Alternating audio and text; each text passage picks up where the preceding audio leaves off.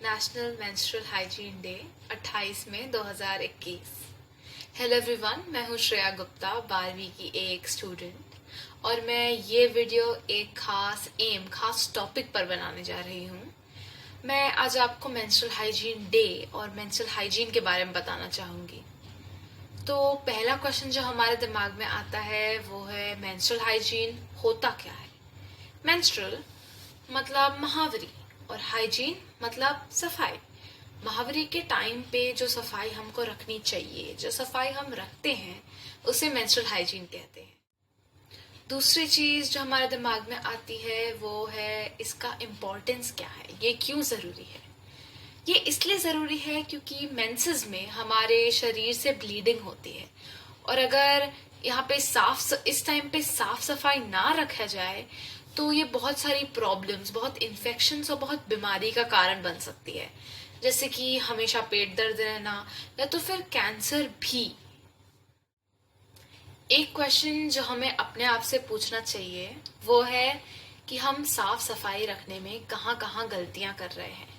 क्योंकि वैसे तो हम सबको साफ सफाई आती है, बचपन से हमने यही सीखा है कि सफाई रखो, गंदगी ना फैलाओ, हाथ धोकर खाना खाओ।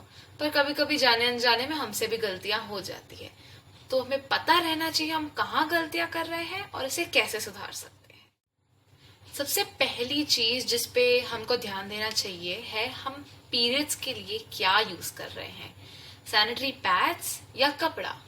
अगर आप सैनिटरी पैड्स यूज कर रहे हैं तो इट्स गुड, अच्छा है, क्योंकि सैनिटरी पैड्स डिस्पोजेबल होते हैं। इन्हें एक बार यूज करके हम रैप करके फेंक देते हैं, जबकि कपड़ा हम दोबारा यूज करते हैं। तो अगर आप सैनिटरी पैड्स यूज वैसे भी कर रहे हैं तो आप ज्यादा से ज्यादा सफाई रख पाएंगे।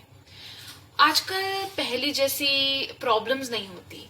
पहले सैनिटरी पैड्स हर गांव में, हर जगह इजीली मिलते नहीं थे, और अगर मिलते भी थे तो काफी महंगे मिलते थे। पर अब ये प्रॉब्लम्स थोड़ी कम हो गई है, क्योंकि इंडिया में इतनी सारी कंपनियां पैड्स बनाने लगी है कि इनके कॉस्ट कम हो चुके हैं।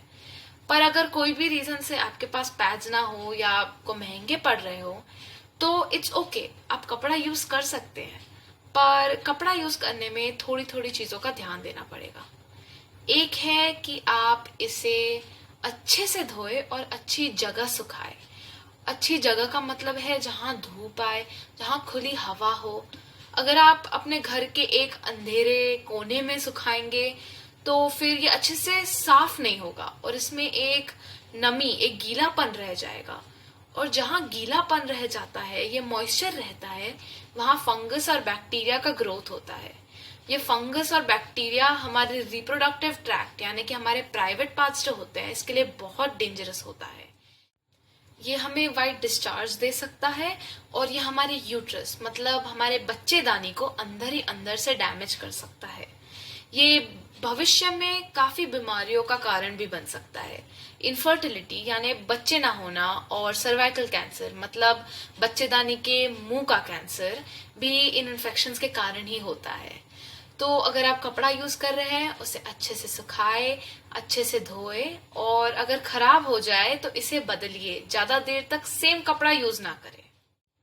मेंस्ट्रुअल साइकिल को लेके हमारे देश में काफी भ्रम है, जैसे कि इस टाइम पर मंदिर ना आना, किचन में ना आना, या तो फिर कोई शुभ काम ना करना। पर ये कोई बुरी चीज नहीं है। ये भ्रम दूर करना हमारे लिए बहुत इम्पोर्टेंट है, हमें लोगों को समझाना बहुत इम्पोर्टेंट है कि ये एक नॉर्मल प्रोसेस, नॉर्मल प्रक्रिया है, और इसे बुरी तरह नहीं देखना चाहिए। क्योंकि अगर हम इसे बुरी तरह देखेंगे तो हम इससे जुड़ी प्रॉब्लम्स को छुपाएंगे। अगर आपके मेंसेस में ज्यादा ब्लीडिंग हो रही है या गंदी स्मेल आ रही है और आप इस चीज को बुरी तरह देख रहे हैं तो आप ये किसी को बताएंगे नहीं, और अगर हम ये छुपाएंगे तो हम सच्ची में किसी ना किसी बीमारी के शिकार हो सकते हैं। मैं आपको एक और चीज के बारे में बताना चाहूंगी, और वो है द रेड डॉट चैलेंज। हमने ये red dot challenge Instagram, Facebook जैसे काफी सोशल मीडिया पर देखा है। तो ये है क्या, इसके लिए हमें इसकी हिस्ट्री जाननी पड़ेगी। तो द मेंस्ट्रुअल हाइजीन डे जो है वो 2013 में शुरू किया गया था। 2013 में एक जर्मनी एनजीओ वॉश यूनाइटेड ने लोगों को इसके बारे में पढ़ाना, इसके बारे में अवेयर करना चालू किया था और तब से हर साल ये मनाया जा रहा है।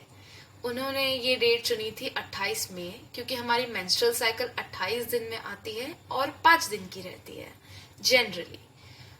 तब से हर साल नए नए लोग इस अभियान में जुड़े जा रहे हैं। इस साल एक एनजीओ ने यूनिसेफ से मिलके एक रेड डॉट चैलेंज नाम की एक्टिविटी चालू की। ये रेड डॉट चैलेंज में काफी सेलिब्रिटीज, डॉक्टर्स और पॉलिटिशियंस जुड़े और इसमें आप भी जुड़ सकते हैं, बल्कि आपको भी इसमें जुड़ना चाहिए। गोंदिया फॉक्सी मतलब गोंदिया के गायनेकोलॉजिस्ट का जो एसोसिएशन है, उन्होंने जो रेड डॉट चैलेंज के लिए वीडियो बनाया है वो मैं आपसे अभी शेयर करूंगी। आप इसे देखिए, समझिए, दूसरों को फॉरवर्ड करिए और उन्हें भी समझाइए, ताकि हमारी आने वाली छोटी बहनों की जिंदगी ज़्यादा ईजियर हो सके। और अगर आपके मेंसेस में आपको कोई भी प्रॉब्लम्स हो तो आप शर्माए नहीं और गायनेकोलॉजिस्ट को कंसल्ट करें। याद रखिए, ये हम हमारे लिए कर रहे हैं, हमारी जैसी दूसरी लड़कियों के लिए कर रहे हैं, हमारी छोटी बहनों के लिए कर रहे हैं, किसी और के लिए नहीं। हम इसकी जितनी अवेयरनेस बढ़ाएंगे, इसकी जितनी जागरूकता बढ़ाएंगे, उतनी ज़्यादा ईजियर लाइफ हमारे बाद आने वाली लड़कियों की होगी। So come, let's all join our hands and spread menstrual hygiene awareness as much as we can. आप ये मैसेज जितनों को पहुंचा सकते हैं पहुंचाइए, समझाइए, खुद समझिए, अपनी सोच बदलिए और शर्माए नहीं। Stay clean, stay safe. Thank you.